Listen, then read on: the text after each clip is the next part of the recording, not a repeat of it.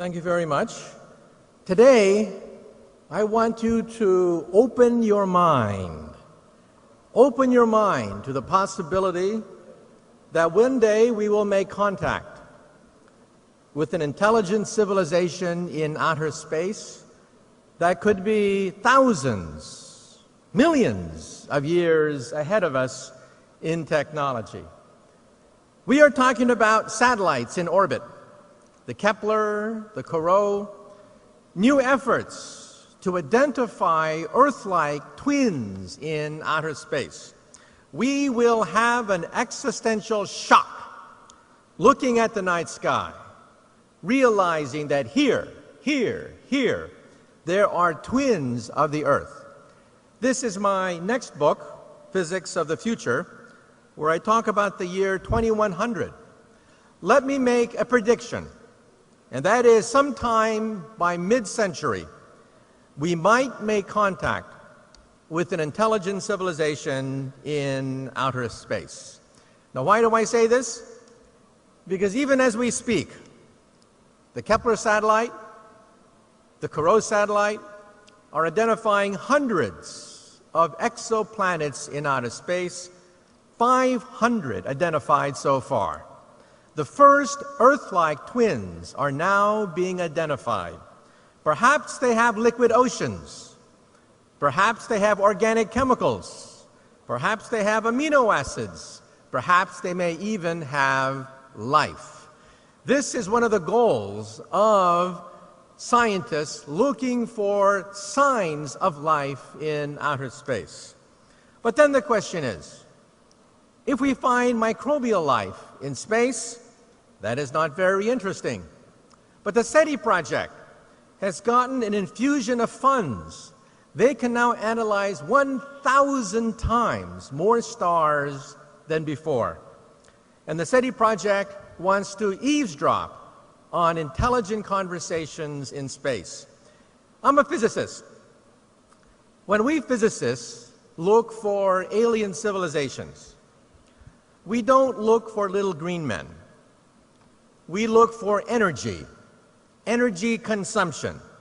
We look for type 1, type 2, and type 3 civilizations. A type 1 civilization has the power of an entire planet. They control the weather. They mine the oceans. They control volcanoes. They control earthquakes. Buck Rogers, Flash Gordon would be an example of a type 1 civilization, a planetary civilization in space. A type 2 civilization in space controls the output of a star. They play with stars. They are immortal. Nothing known to science can destroy a type 2 civilization. Ice ages can be modified. Meteors, comets can be deflected. Even the death of their sun is not a problem. They can either move their planet, reignite their star, or simply find a new star in space. This is a type 2 civilization. A typical example of a type 2 civilization comes from science fiction. The Federation of Planets, Star Trek, would be based on a typical type 2 civilization. And then we have type 3. A type 3 civilization is galactic. They control the energy output of an entire star. For me, this is very interesting because a type 3 civilization would be able to control the Planck energy. The Planck energy is the energy at which space becomes unstable. Space begins to boil at the Planck energy. The Planck energy is a quadrillion times higher than the Large Hadron Collider. And gateways, perhaps, wormholes, doorways, portals, perhaps to other dimensions, begin to open up for a type 3 civilization. So we have type 1, which is planetary, type 2, which is stellar, and type 3, which is galactic. But one day, I was speaking in London, and a little boy comes up to me, 10 years of age. A little boy comes up to me and he says, "Professor, you're wrong. There's type 4. So I look down at this little boy, this pest, and I tell him, "Shut up, kid. Why don't you go play in traffic? There's a nice intersection over there." And he kept nagging me, and he says, "Professor, you're wrong. There's type 4. And I said, "Look, kid, we have planets, stars, and galaxies. That's it. There's nothing else. These are the only platforms for advanced civilizations." And the little boy kept saying, "No, you're wrong. There's type 4, the power of the continuum." Now, for you Star Trek fans, you know that the power of the continuum is the Q. There is something beyond galactic, and that is dark energy. There is an energy source beyond the galaxy itself, making up 73% of the entire universe, dark energy. And then the question is, if we start to explore outer space and look for advanced civilizations, why don't they talk to us? Why don't they land here in Saudi Arabia and say, "We come in peace"? Well, my attitude is, if you walk down a country road and you see an anthill, do you go down to the ants and say, "I bring you trinkets, I bring you beads, I give you nuclear energy, take me to your leader"? Or maybe you step on a few of them. Maybe we're simply not that interesting.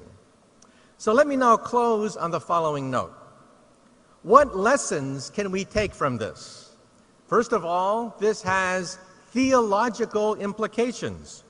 Giordano Bruno was burned alive 400 years ago in 1600 for saying that there are civilizations in outer space. Because if so, the Catholic Church said, do they have a pope? How many popes are in outer space? 1,000? 1,000,000? 1,000,000,000 popes? How many saints are there in outer space? The mind boggles thinking about billions of saints, billions of popes in outer space. Rather than think about billions of popes, they simply burned Giordano Bruno alive. What does it mean for us? What are we? Are we type 1 that control the power of a planet? Are we type 2 that control the power of a star? Are we type 3 that can control galaxies, alter the fabric of space and time? No. We are type 0. We get our energy from dead plants, oil and coal. But take out a calculator. How long will it take for us to become type 1? The answer is 100 years. Around the year 2100, we will become a type 1 civilization. And we see the beginnings of that now. What is the Internet? The Internet is a type 1 telephone system. We are privileged to be alive to see the birth of a type 1 telephone system. What is the European Union? The European Union is the beginning of a type 1 economy. Why are we here today? We are seeing the birth of a type 1 economy. What is football? Football is the beginning of a type 1 sports. Get on the Internet. What are the most common languages on the Internet? Number 1 is English. Number 2 is Mandarin. We are beginning to see the beginnings of a type 1 language. What is rock and roll? The beginning of a type 1 youth culture. What is Chanel and Gucci? The beginning of a type 1 high fashion. So let me tell you that we are now witnessing the greatest transition in the history of the human race. Transition from type 0 to type 1.